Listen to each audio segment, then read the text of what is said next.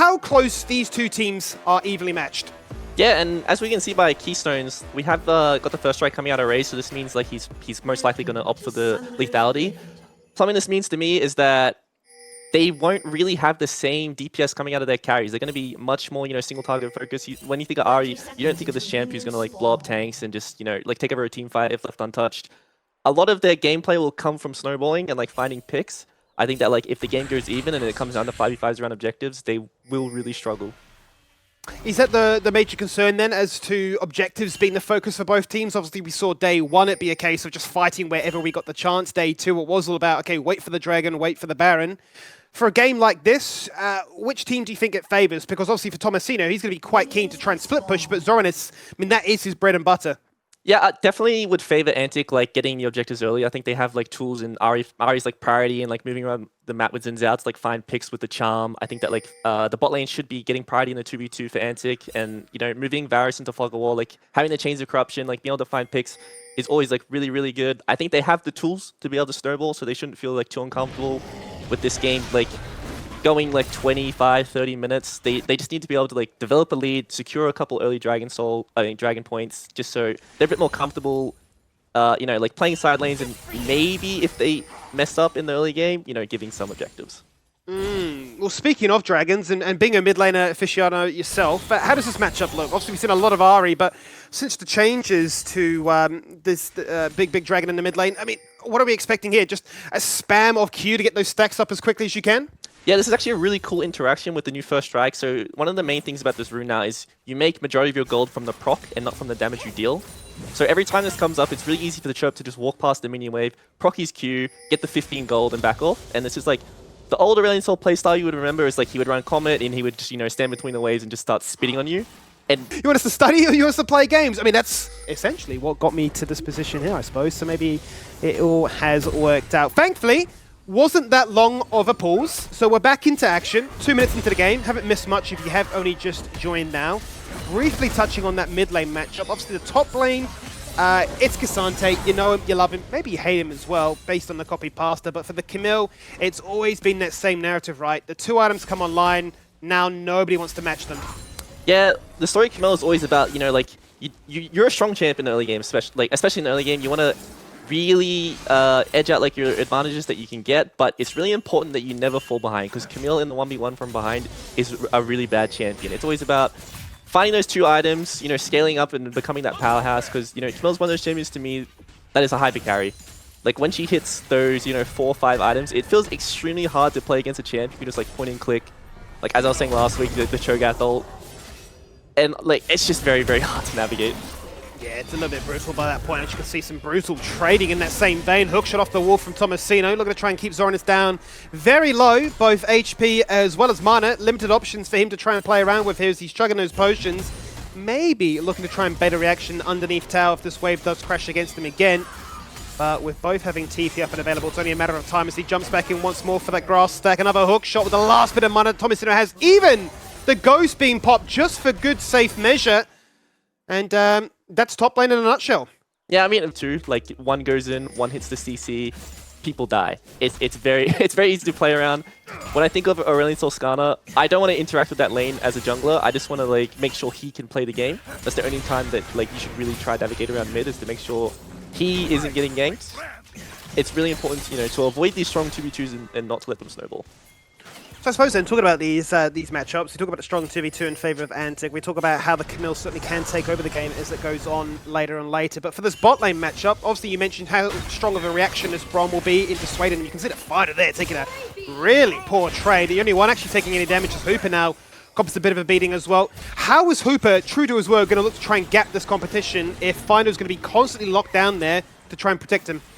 Yeah, Finder probably feels pressured to, like trade and lane. They're constantly getting pushed in, but the problem with like playing Norton to Braum is like whenever you go in, he can just respond with the shield and the concussive blows, and it's just so easy to trade back as the Braum. It's like, it's one of the reasons why melee supports struggle so much when your Braum is up, because he's just so good at dealing with them in lane and in team fights. Yeah, it certainly is a bit of concern, right, as to where do we find that winning lane. Here's some of that creative path that you mentioned before, but Nox going to expire on that charge just as he gets himself across the wall. Zoranus is going to welcome 2 Mimbis into his lane and say, well, we've both burnt our teleport, our HP's both dropped down low. It is that bit of deja vu as he is there looking to try and escort this one, but he's actually just trying to bait and buy time for Foreigner to rock up to the fight, so Tomasino's recall does get cancelled. Walking across vision, Foreigner has all the time in the world to consider this one, but just out of range of the wind becomes lightning, and if he tagged that one up, you'd bet your bottom dollar that Foreigner would go for first blood. Yeah, he definitely would have gone if that one tagged him, but unfortunately it was a bit wide. Really nice to see that like Nox is doing his due diligence in the early game to make sure like his lanes are happy, because like he knows that like scaling is very advantageous towards his team. He doesn't really have to do anything proactive just to make sure like his team can play. And as we do see a team fight here in mid lane. We certainly do see a team fight happening as Incursor jumps in with the Spirit Rush. Now that level 6 is being ticked over to Final Low. Fauna dashing, flashing over the skies that do descend. First blood found here by Antic. Hunting for a second as Nox is the focus. Draku jumping in, missing those concussive blows. Unable to tag them up and find them in that kill. But there goes Chirp, floating through the sky, looking to try and ramp everybody down, but he's forced to flash out to safety, becoming another minion camp himself. They do take out Foreigner. Nox joins the jungle camp as well. That was a very long exchange. Yeah, definitely. Like, unfortunately, like Chirp was room there, or else he could have got a lot more. But as you can see, like these team fights or these skirmishes that are going to go Antic's favor just because their champions are much better at navigating from these full positions. Like we would have thought that Fury had a really good engage there. Finder finds the engage onto Incursor when he's like so low. But, Braum really blocks that follow-up from coming through, and they're able to take the kill down and get out. And so much foresight as well, given that Draku spent the majority in the underside of that river on vision, so they were prepared for the fight to happen. Maybe not so off Foreigner's flank from the opposite end, but it has allowed them to certainly deploy into the map a little bit quicker. Yes, it's a killer piece, and there is no goal difference, but it's allowing Foreigner to walk straight over to the grubs, much like you predicted, just based on the fact that they are a stronger 2v2 pairing. Yeah, this is pretty much just going as we expected. One thing to mention though is like these trades, like these 1-for-1s in the early game will always benefit Fury. Like gold is just better on scaling champions. And especially the only like takeaway I would get from this is that like Chirp lost his flash and Cursor still has his, so they have a window to like find something to snowball on. They have something to play around now. We'll have to see if like they're able to communicate that as a 2v2, maybe even bring up Draku and like pull up a 3v3. I'll be certainly keeping my eyes peeled as to when Incursor's ult is back up and available. Shouldn't be too far away, about 10 seconds and counting. So for the grubs to be all collected there by Antic, Nox says, well, I'll look to try and take this dragon. It is on vision. Antic are fully aware of this, but based on their current lane positioning with the Aurelian Soul out of lane and the bot lane of Fury pushed up and aggressive, you can see that they're going to go for that one quite easily as Zoranis goes all out here on Tomasino. He can simply hop, skip, and jump away, waiting for that next Intoko strike to perhaps bring him back, but buffered beautifully there by the Camille ult, as he's also forced to burn flash to safety. Yeah, really nice all out there by Zoranis, brings him back on the turret, so he takes like the two turret shots, a little bit extra damage, so he wins the trade. Not really going to find a kill there usually, but it's just, he's finding a window to find a reset, crash the wave. And we'll have to see if Cursor does want to come up here and dive. They don't have flash or the Hexa ultimatum on Tomasino, so I think this will be pretty easy if they land a stun. Let's see if they can find that charm underneath the tower. Yes, they most certainly can. The orb gets dragged back, gets missed based on the positioning. So Zoranis says, I'll take that one for free. That's influenced the lane. It's a big wave to crash and no TP to collect. Have to see if they do go for this play on bot here before we touch on the top.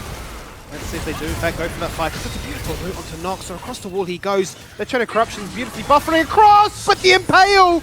They predicted where Draco would be. The wind-up time is not long enough for him to sidestep that. Yeah, these are the kind of ganks that you have to worry about. Even though like Raze had the foresight to ult him in the wall and try, take him out before he could find that flank, they still get on top of Draco, find the Impale, and get the easy kill. As we do, back to mid lane we look then. So Chirp taking a bit of an opportunity in to try and crash in that wave, get another bit of chip damage towards for a potential turret plate whilst he waits for Incursor to come back into the lane. But he will have the slight edge with that Lost Chapter, a little bit of extra regen. Has picked up the Dark Seal too, 2 stacks so far. And he's going to want to make sure that if Chirp's locked in lane, he's getting AP elsewhere. Yeah, these are the kind of plays that I want to see coming out of Incursor. Like, Chirp should be feeling pretty scared when no one's showing on the map. He should be playing to like give priority and just wait till his flash comes up so he can play a bit more aggressive. And coming off plays like that, Incursor can use his priority to like roam and snowball his side lanes, and that's what his comp wants to do right now. They want to be able to get ahead and find more avenues, find more vision, find more control, just so it's easy for them to play the game. You saw a bit of a snapshot into that rather of both the like. Look, funny story actually. When my internet would drop out, like my modem would just get overheated, and I would say, you know what? I'll just chuck it into the freezer for 10 minutes. Off we went again. True story, and it worked, and I never had any water issues whatsoever. But we're back in for the 3rd time, so hopefully that is the last time, and we can see how this initial game comes to a head. But 10 minutes in, pretty close affair. A minute lead for Antic at this stage, but you would say, I'm sure, that both teams are pretty comfortable. Yeah, definitely pretty comfortable. We see the Rylai's like coming through from Chirp, so he's finished his first major item. Like, he's much comfortable in team fights. Oh! Did you see the spy? Really, really nice outplay there by Zoranus. The hook shot completely denied. Drags him back, gets a second, and now that laning for the Camille is looking a little bit worrisome. Yeah, I mean, a lot of people would think that's a strange interaction. I'll come back to the point in a bit of this engage on bot lane. Yeah, every time we talk about top lane, it's always down to bot lane as a result. The Impale onto one. Draku is the focus, but the Brom stands strong with his shield up. He does not die. TP comes in. Nox is overextended. He'll burn the flash, but Raze will match it. He's looking for vision. He'll get it with the ward. He'll get the kill. Same for Incursio. The carries of Antic are just winning. Yeah, this is really, really nice by Antic. Fury feel pressured to make a play on the opposite side of the map because something happened top side, but they're not really tracking the TP. Tomasino TP's back to lane because he died. Zoranus is freed up to use his TP, which he has advantage, to counter the bot gank. And, you know, those are the kind of plays that Antic needs to make to get snowballed in this position. Well, for all the moments of us saying this game is pretty close, it only took a few opportunities like that for it to break wide open. Once again, a similar setup here for the Skarner gank. The Asher unfortunately not connecting, but then a false flash from Fino saying, we will make this fight. Yeah, this is just like classic Braum. Like, he puts the shield up, he absorbs all that damage. Like, you saw how much damage went to him, he gets out in the end, and like, really unfortunate as we do go into another fight. When will Telly be able to analyze? Because it's another fight. And look at Chirp standing strong right there, saying, I'll use all my mana to breathe hot fire onto somebody. Draku this time does fall on down, and as Fada finds himself surrounded by 4, it's a sticky situation. I just said that Tomasino was out. He was done for. He's just come back with a double. I'd like to see if Zoranus... He doesn't have access to the all out here, so I don't really think anything's going to happen. Let's see how much damage Hooper can do, though. Just been spaced. Not much. But yeah, this is something I brought up before about the problem with Antic is they keep overstepping, as Raze does steal the grub there, which is nice, but they always find themselves in outnumbered situations after, you know, making good plays, and this is how they end up throwing the leads that they keep generating. Well, I'll tell you what, not only did old teammates, you got me, you've caught me there, guys. Not only did Raze steal away one grub, he's actually done enough damage to bully Nox off the camp entirely and say, you know what, you won't get a single this game, we'll get all 6 stacks. We had the range advantage with the poke potential, and yeah, just the ability to get as much gold in this map as possible. Yeah, and to touch off on that last team fight, both kills went to Tomasino, which is really important. Like, he's picked up his rifles, he's picked up his Merc Tread, so like, he's able to match Zoranus in the side lane again, and like, just be able to scale comfortably at this point. So everything is back to a clean slate once more, so forget about top lane, we'll leave them to have their own little battle. No chance. Meanwhile, in the mid, Incursio is going to look to try and break the wrist of Chirp here by doing dories all around him, but now he's surrounded by 4, you've spirit rushed into the wrong direction! And that's also Tomasino acting like a jungler saying, well, my top lane is doomed, they've done a lane flip, I want to stay top, I'll just gank mid. Yeah, this is something really scary about laning against Aurelion Souls. Like, you can't use your CC aggressively if you're going to put yourself in a position where you can be traded back on, because he just, you know, he pops the W, he flies at you, and he starts spitting on you, and the damage that he outputs is just way too much to deal with. We've now really just gone full PvE mode, haven't we? We just ignored laners, and we said, you know what, everything in terms of getting these turret plates in these last 15 seconds is the absolute focus. First turret now for Fury as they open up the mid lane, but I tell you what, with Antic having all 6 stacks, I say that's fine by us, guys. If you want to try and play this base race game, we will just do it better. 1 soon to become 2, and still nobody responding to this top wave. Yeah, so, I mean, both teams are doing what they want. Like, Antic want gold, they want to be strong, so they're, you know, playing for the turrets, playing for objectives, just trying to get as much income as they can so they can be stronger, feel a bit more comfortable in team fights. But on the other hand, Fury, they're stacking dragons, so they have a lot more time to scale now. They don't have to worry about, you know, losing a dragon soul at 25 minutes because they messed up early game. They're in a much more comfortable position. You know, like, all their carries have gold, they have items, they've all farmed pretty well, they've laned well. So they're all in comfortable positions, and I think that, you know, both teams are probably pretty happy with the game state right now. Yeah, once again, it's a situation where both teams are playing for their win con, and one step closer to achieving just that. Saw a couple of Merc Treads come on through for the side of Antic. Obviously, you can understand why, because Fury have an abundance of CC to really look to lock you down, but that really is the difference in the setup here, right? The hard dive comp up against that of the disengage and Chirp it up. Turn it around. But Chirp now has been found. He is just going to drift away through those night skies and pretend like nothing happened. Unfortunately for Draku, though, a shield is just not strong enough up against the mighty spears of that Impale from the Skarner, but it's enough to force out the flash, and the jungle right now is not safe for anyone. Yeah, based on these like lane assignments, since we have Furies like bot lane and mid, I want to see like how they're able to link between bot and mid. They want to make sure Chirp is able to farm safely, as we saw like he was getting collapsed on there, but it's very hard to lock down the Aurelion Sol when you don't have access to the instant CC. He's just able to fly away there. I think that Antic want to put their bot lane into the Aurelion Sol because Varus just does such a good job into the... You know, like when he's standing still, he can't really do his job clearing the wave. When we see the arrows coming out, the ults coming out, so... Most likely, Antic will get priority on the bot side and like try to link up with Ahri in mid lane, and we'll see the reverse happening for Fury. See if they can find a pick on to Findo. A bit of frustration trying to achieve damage on the Chirp across that lane. Did miss the ultimate, unfortunately, for Raze, but has a fairly short cooldown, so isn't going to feel too upset by that one. 4 members here from Antic Strong, going to make sure that this bot side of the map is very difficult for the Aurelion Sol to function in. So across the wall goes Incursio. There's the charm, and there is the kill. The perseverance pays off. And if he was the focus, well, now that is the prize. Look how many minions are in his bot lane. Yeah, really nice engage by Incursio there. Like, he finds the pick onto Chirp. Unfortunately, like, Chirp didn't use his flash to react to the charm, so he goes down. Most likely, we're going to see the inner turret trade if they do want to go for it. Okay, they're going to go for the mid outer instead. Probably going to trade top outer unless we see a TP coming through from Antic. Unfortunately, he goes down there, but, like, still not a bad position for Fury. I think that they're still getting a lot of gold from people who want to get gold. They certainly are. They're making sure that Tomasino is staying in top lane. Even now a fight breaks out. Tomasino showing no signs of TPing into this one. Findo getting low! The piercing arrow just not lethal. And Findo will breathe a sigh of relief after that one. But such a different style of how they want to go for this one. Tomasino being the attempt to try and get those turrets. But Antic just running their opposition around the map and saying, we're just getting turrets for free. Yeah, Antic are doing a good job at like moving around the map and snowballing. This is something I talked about. I think they're one of the better teams at building leads and like knowing how to get gold.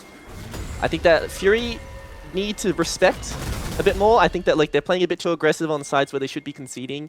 They're still getting gold from trades. It's just like Antic are playing to 2 lanes, whereas like Fury's playing to 3. So they outnumber quite a lot. And the one advantage of playing on 3 lanes is like you get a lot more income. You're getting a lot more gold on a lot more people. You just have less vision. But when you play on 2 lanes, it's much easier to pick people because you can just brute force with numbers.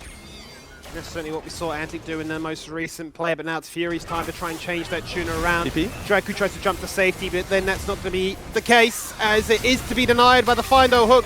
The TP comes in, the cavalry is here, the backup squad is made, as Foreigner says, my target is this dragon, take him down. The skies descend, everybody getting shuffled all over the show. But I tell you what, Antic stand strong, and they are getting it done right now. They look for 2 more. They're looking to put that nail in the coffin. Hooper's not even here the entire time. He's AFK pushing in mid lane. Thankfully, these blast cones are empowered, and they can blast away to safety.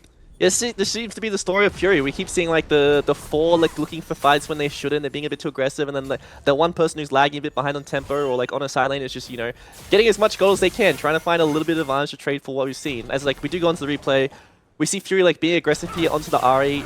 Once again, like really hard to lock down the champion, really hard to kill the Braum. Like the Unbreakable makes him just absorb all this damage, and TPs come out, flanks come out, collapse comes out of Antic. It's just really easy to clean up this fight when you have the numbers advantage. Just look at the disposition. People just getting pushed left, right, and centre there, but Antic just able to weather the storm and just utilise that 5v4 advantage. Yeah, definitely. This is definitely not. It's not a comp problem. It's definitely a team cohesion problem about like what they want to do in the mid game. I think they need to slow down. They need to know that like they want to scale. They haven't hit their power spikes yet. They don't have the 2 items on the Camille or the Aurelion Sol. Like Antic are power spiking right now. These champions do really, really well with 1 item.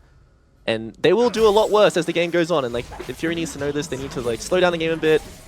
Make sure they're not bleeding. The only thing they need to really worry about is that, like the Dragon Soul. But they did such a good job getting those early dragons, so they're not worried about that. Antic's Baron pressure, really non-existent. Their champions are not good at it. They're only good at, finding these picks and abusing people mispositioning. Let's see if they can abuse another pick potential here as they go on towards Incursio. He does have the Spirit Rush active. Charge 1, charge 2. But he's locked inside a Hextech ultimatum, so you're charging nowhere. You're dead and gone.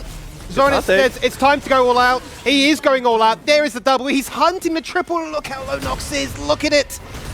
Soak it in and watch him just speed boost out to safety. But can K'Sante do K'Sante things? Here comes Foreigner across the wall. An arrow from mid lane to deny him. Where is the Skarner going?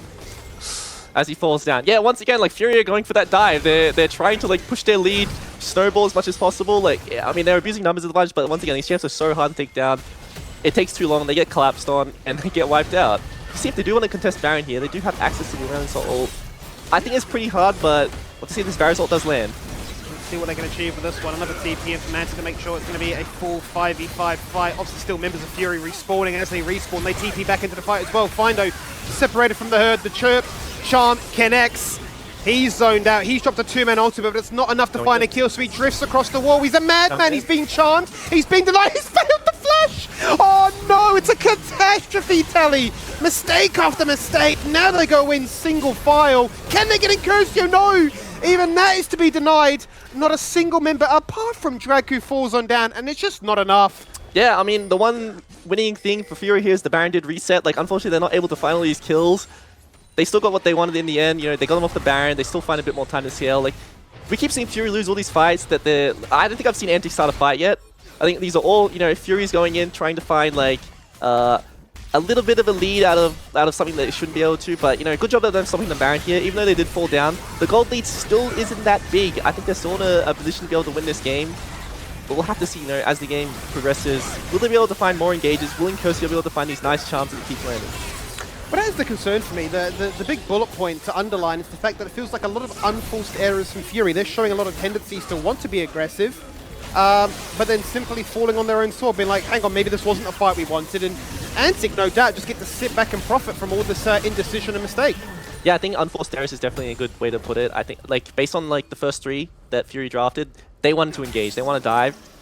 The next two champions, though, they have to realize that like they are comfortable playing this front to back. They can be a lot more slower. They can, you know, feel more comfortable not engaging all the time and just using the, you know, map advantages to secure CS. So Steve Thomas going to go forward here. Let's see, one ultimate for another. Let's see if you can outplay this one in Curcio. You don't have a stopwatch just yet, so you will just die. That is the Cho'Gath ultimate on a basic ability. He hook shots away to safety, but is he safe just yet? Because Foreigner now, round 2, challenger number 2, make it challenger 3 as Draco joins in and says, well, you can't beat CC. Now you are finally dead and gone. You look at mid lane and Raze, agonizingly close to landing that chain of corruption. Yeah, these are the kind of plays I want to see. I want to see them, you know, split up on the map and like trying to play these 1v1s. You know, avoiding these 5v5s right now. They're not as strong in the team fight, but when they have access to these 1v1s, when Camille's isolated against squishy champions, she's gonna find kills. It was pretty easy. I don't think she would have won the 2v1, but you know, really nice by Draku to, you know, recognize that like, I need to cover my side lane who's weaker, make sure they're able to get pushed out so we can as a team get vision. What's crazy for me above all else though, Telly, is the fact that we're looking at 4 and 5 Tomasino Camille, which is terrifying in isolation. You just quickly tab over and go, wait, that's a 5-0 and 4 Cassante, piloted by Zoranis. I mean, at what point do you say, all right, guys, this champion's a bit of an issue. Yeah, I'm strong, but maybe this champion's is a little bit stronger as well. Draku, unfortunately, recalling on vision. Can he get out to safety? Doesn't look to be the case. He has the flash. There is the blast cone. And he might just be able to jump across the wall to safety thereafter. So, ooh, a bit of frustration here. They burnt the Nautilus ultimate and straight to Baron they go. Okay, they're deciding to call the Baron here. I think this is pretty hard. Draku's deciding to stay. I think Fury should definitely play for a turn here and not to start the Baron. Let's see what their decision is as the skies do descend. It sends shockwaves across the entire mid lane, and they will find one initially. Tomasino has picked off Raze, who started off the Blood Affair by taking out his support in Findo. Second kill to be found, and Curcio tees up the Camille. And this is Fury saying, well, we have that advantage, we want to go for Baron, but unfortunately not getting what they needed. Yeah, we just keep seeing these trades just always benefiting Antic. You know, they keep finding these 2-for-1s, 3-for-1s. They're always reacting, you know, punishing these unforced arrows coming out of Fury, but they keep coming out on top. As we just see like, the Baron star, they don't have vision on this. Have to see if they do have the damage to take this one down. Cheeky, stealthy, 2-man Baron attempt. Now to become they know now. 3. They certainly do know now, but it's a little bit too late. It's too late. Just seen, because the Baron is getting absolutely eviscerated here. Antic went for the gamble. They wanted to try and deny even more time for Fury acquiring that Dragon Soul, but they say, well, that's fine by us. We'll just sneak in Baron. Yeah, this puts Fury back in the game, definitely. Like, they are so comfortable now. This next couple of minutes with the Baron, next 3 minutes, they'll be able to absorb as much CS as possible. I think they're still, honestly, if they get a good position on the map, they can be aggressive. They need to do it as a team. They need to stop, like, playing these outnumbered team fights.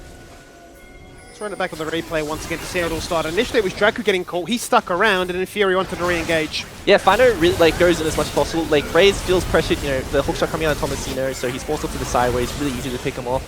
I think the overchase here is it's very easy to punish. Like, Zoranis having really good TPs the entire game, and I don't really think they can deal with that champion right now, so it's best to try and avoid Cassante. I think that would be a wise choice, Tally, a very wise choice. He's just picked up his third item in the Jack show, so incredibly durable at this point in the game. But for Fury, it's been a tumultuous game one. All over the show. Are we winning? Are we losing? Are we back in the game? Well, we certainly are now with the Baron. So they say, you know what, Skibby, we're going to force another fight. Blast Cone sends everybody all over the show. Fauna flashes in, saying, I know the target I'm after, and I'm not afraid to go for it. Flash is being burnt in. Disengage, and Antic once again are able to get the numbers advantage. I mean, you can see Tomasino flanking on the end there, but he wasn't able to find the target, nor the timing to make matters worse. Yeah, this is one of the interactions we've seen a lot with Aurelion Sol. Like, his damage is insane, but, you know, the Xin Zhao ult comes out and blocks all of his damage. The wall comes out of Braum, and he just can't do anything. You know, he's trying to do as much damage as he can, but he doesn't want to walk into the Xin Zhao ult. He doesn't want to walk into melee range and output his damage because he's just so susceptible to getting killed there.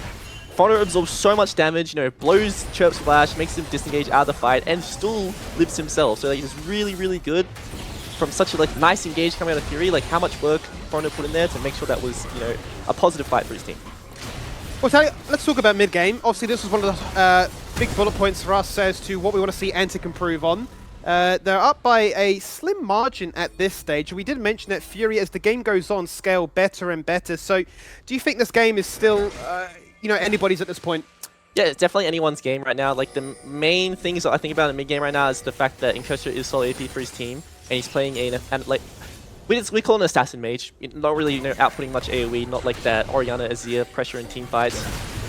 But the fact that he isn't farming too well, he doesn't have many items at this point, he isn't really going to be able to output the damage. So we might see like Nox feeling as tanky as Zornis is right now, because a lot of the damage going onto him is coming out of like these, you know, single target Varus, Ahri, like he's not getting blown up. Whereas on the other hand, like Zornis may be insanely tanky, but like Ashe, Aurelion Sol, Camille, all really good at killing tanks. Let's see if they can find a fight which would be favourable to those conditions, because they certainly have been fairly quick and disjointed, sometimes even numbers mismatched, so we've not truly seen a proper 5v5 in what feels like a bit of an eternity now. But they are going to group up again, looking to try and constantly pressure these side lanes, force Antic to be the ones to break apart their squads, and not be allowed to utilise their numbers advantage. Antic do have double the kills right now, but certainly not double the economy. Up by 1,000 is the margin. And every single time we see something on the map to go for, everybody it just swarms upon it, descends like a full 10-man squad.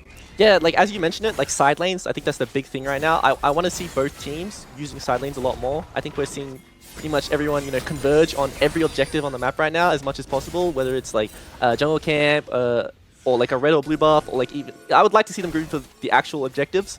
But during that downtime between, you know, the dragons and the barons, I want to see Fury especially prioritizing as much farm as onto this Aurelion Sol, you know, get as many stacks as possible.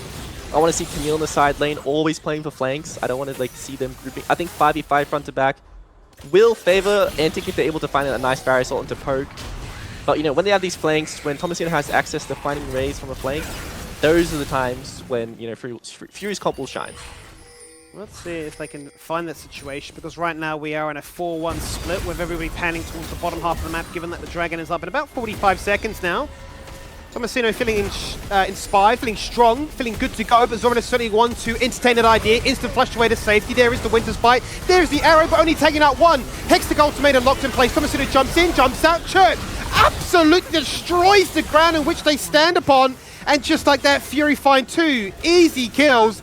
And this is what they signed up for. Yeah, these are the fights we want to see. We want to see them abusing, you know, Camille in that 1v1 is really good, so Dracu feels like he has to collapse here. We see Nox going in even more. Will he be able to find the entire team? Gonna find it, yeah, Charm, but he didn't get stunned in place there by Fauna. A 3-man depth charge, knocking up everybody. Antic scurrying away, splitting themselves apart. Incursion down the next one on the chopping spot, and he gets taken down there by Tomasino. Rays from afar, he can salvage a double kill, but even at 8-1 and 3, he's unable to do it all.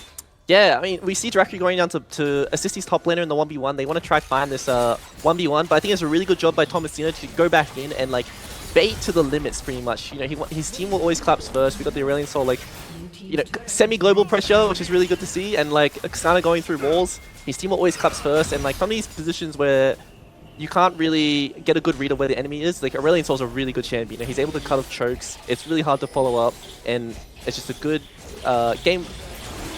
good gameplay to see out of them. Oh, yes, some pretty good gameplay. They're going to find themselves their third dragon. Straight across the wall goes Thomas Sinner and says bye-bye to Rage. You can't do much about that one. Flash cleanse. Doesn't matter. You are just removed off the table with a 3-item Camille coming at you and 0 peel to your name. This game has become a whole lot scarier now. Tally, for the first time, Fury actually picked up a gold lead. Yeah, definitely. I think that the game is comfortably in Fury's hands now. It's very hard to win this front to back. I don't think they have the same backline threat, the same DPS, the ability to shred front lines that Fury has. The damage just isn't coming out of them. And I think as Raze, even though he's so fed, it's so easy for Tomasino to just, find him in a 1v2, 1v3 and just take him out. And I think the most crazy thing about this all is the fact that we mentioned literally moments prior that Fury have been forcing so many unforced errors. They've been going time and time again. But it's almost a case of like repetition. They just said, one of these fights will work, and then it did at this late point, 30 minutes and onwards. So there's another Baron. Now we're on Soul Point, and now you really are concerned. Well, we're not winning fights anymore. We're not winning the side lanes. What is our avenue back in as Antic? It's definitely finding that we keep seeing Fury go to multiple lanes and like splitting up. I think that if they play as a group, it's very hard to get back to the game. But if they split up, I think that Incursio especially will be able to find picks and make his team get back into the game. It doesn't really matter on to who at this point. I think that finding any kill is a good way to get back to the game. You see if Fino falls down here. Nice sidestep. Yeah, Incursio looking to try and get the charm as they found that initial bit of damage on towards Fino. He's able to get away, so all 5 Baron buffs have been preserved. And still with, what, a healthy 2 minutes left. They have all the time in the world to try and set this one up perfectly. With all 3 lanes having crashed on in, it's certainly a happy time for them to feel that they can, I suppose, take away game 1. If Nox does get caught here, I think it'll be fine. But we do see the death cap coming out of Chirp now, which means like Aurelion Sol is online. Like he should have enough stacks to the point where his E is like, it's taking up an entire lane. We see the size of it. It's very hard to play against Aurelion Sol at this point in the game. If you're a low range melee champ, like the amount of slow and crowd control coming out of him it's very hard to ignore. Yeah, the Rylai's also putting in so much work. You're slowed, you're burning, you're pretty much getting one shot thereafter if any other skill shot connects. I'm also terrified of Tomasino. He's full build. He's got the Guardian Angel, so that's why he's chasing in with a reckless abandon. 1v5, waiting for the team to come on through. There is the Impale, there is the first kill. Now finally, GA is being popped. Now Chirp rocks into the fight, so it was a 4v5 before, but he just absolutely stun locks 2 members in place, and they just wait for cooldowns. And once they're back up, it's just another kill, another day, and another moment for Fury to defy expectations. Yeah, it's just as easy as that. The gold lead is just, it's not as big as the game difference is right now. I would probably give this like a 15,000 gold lead from how hard it is to play for Antic at this point. Tomasino engages with his body. He lets the enemy team dive onto him, and Chirp's not even there. The strongest member on their team, and they still easily win that team fight. Well, so the demons of last week for Antic here coming back to bite them once again, because for all the good work in the early game, as soon as that late came panning around, Fury take game 1. Yeah, I would put this down to Fury having a really good game plan. I think that like they were very greedy, but a lot of their deaths were happening on the enemy side of the map, so they got away with a lot of their scaling. They hit their breakpoints, and they came online. Well, doesn't that really up the ante for what could be a crazy week of games here? Fury, the only team to stick together as a full 5-man squad in a